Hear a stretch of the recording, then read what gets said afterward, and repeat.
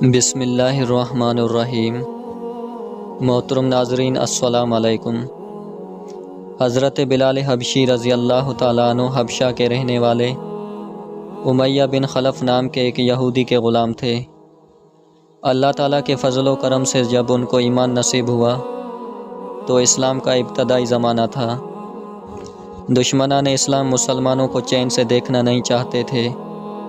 اللہ کے نور کو بجھانے کے لیے دن رات ہر ممکن کوشش میں مشغول تھے، لیکن حق تعالیٰ شانہ نے ارشاد فرمایا کہ ہم تو اپنا نور مکمل کر کے رہیں گے، چاہے کفار کو کتنا ہی ناگوار ہو۔ حضرت بلال حبشی رضی اللہ تعالیٰ عنہ اگر چاہتے تو اپنا ایمان چھپا سکتے تھے اور اس چھپانے کی بدولت کفار کی تکلیفوں سے محفوظ رہ سکتے تھے، لیکن حق تعالیٰ شانہ کی محبت نے کلمہ توحید ظاہر کرنے پر انہیں مجبور کر دیا، اور عشق حقیقی نے ان کو نعرہ عہد اللہ ایک ہے لگانے پر بے چین کر دیا۔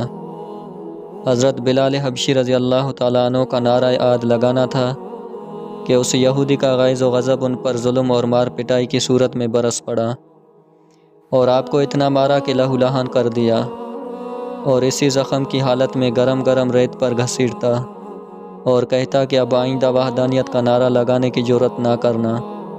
حضرت بلال رضی اللہ تعالیٰ عنہ بزبان حال عرض کرتے، اے اللہ، آپ کی محبت کے جرم میں یہ کفار مجھ کو قتل کر رہے ہیں اور شور برپا کر رہے ہیں۔ اے محبوب حقیقی، آپ بھی آسمان دنیا پر تشریف لائیے اور اپنے عاشق کے اس تماشا کو دیکھیے کہ کیا اچھا تماشا ہے۔ ایک دن حضرت ابوبکر صدیق رضی اللہ تعالیٰ عنہ اس طرف سے گزرے اور حضرت بلال رضی اللہ تعالیٰ عنہ اس خستہ و خراب اور لہولان ہونے کی حالت میں عہد عہد کا نعرہ لگا رہے تھے۔ یہ آواز سن کر حضرت ابوبکر صدیق رضی اللہ تعالیٰ عنہ کھڑے ہو گئے۔ اس آواز میں حضرت ابوبکر صدیق رضی اللہ تعالیٰ عنہ کی پاک روح کو محبوب حقیقی کی خوشبو محسوس ہوئی، جس سے آپ محو لذت ہو گئے۔ حضرت بلال رضی اللہ تعالیٰ عنہ کی اس مظلومیت کو دیکھ کر حضرت ابوبکر صدیق رضی اللہ تعالیٰ عنہ کا دل تڑپ گیا اور آنکھوں سے آنسو جاری ہو گئے۔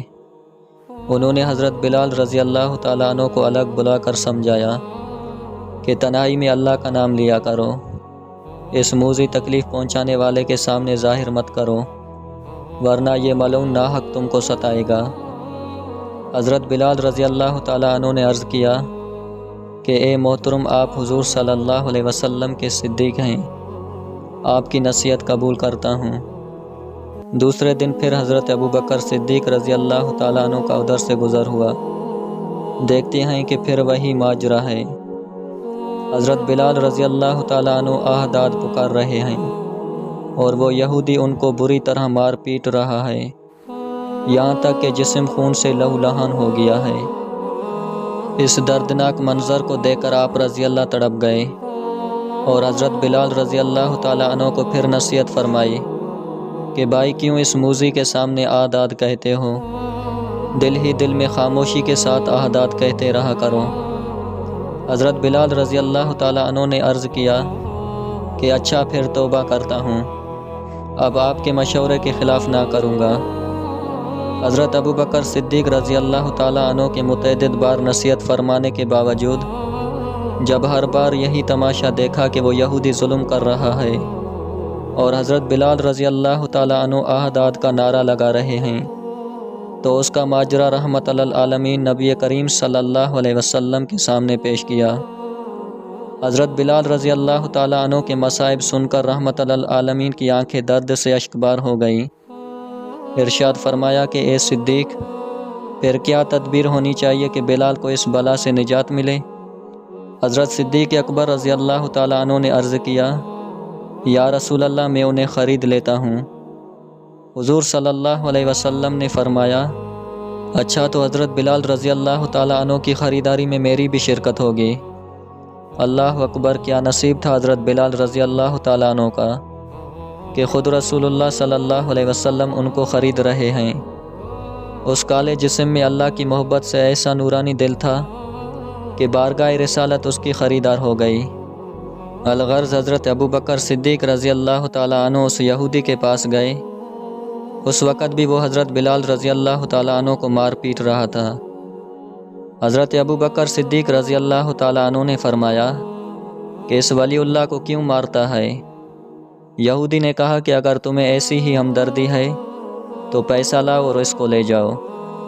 حضرت صدیق اکبر رضی اللہ تعالیٰ عنہ نے فرمایا کہ سفید جسم اور کالے دل والا میرا یہودی غلام تو لے لے، اس کے بدلہ میں کالے جسم اور روشن دل والا یہ حبشی غلام مجھے دے دے۔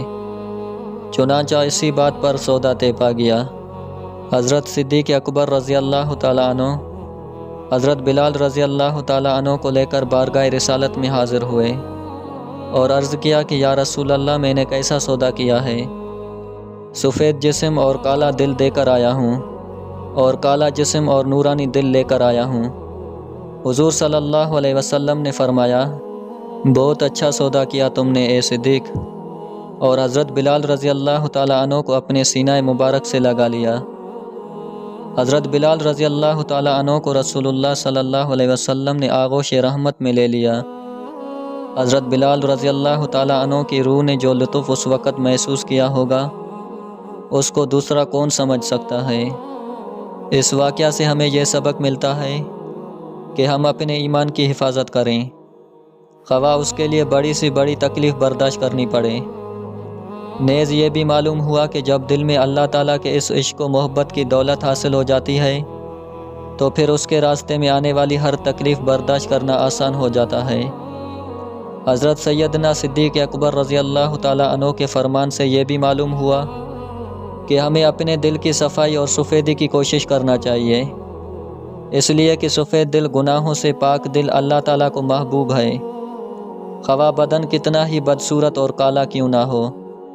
لیکن اگر جسم گورا اور سفید ہے مگر دل اللہ کی نافرمانی سے کالا ہے تو اس کی اللہ تعالیٰ کے نزدیک کوئی قدر و قیمت نہیں۔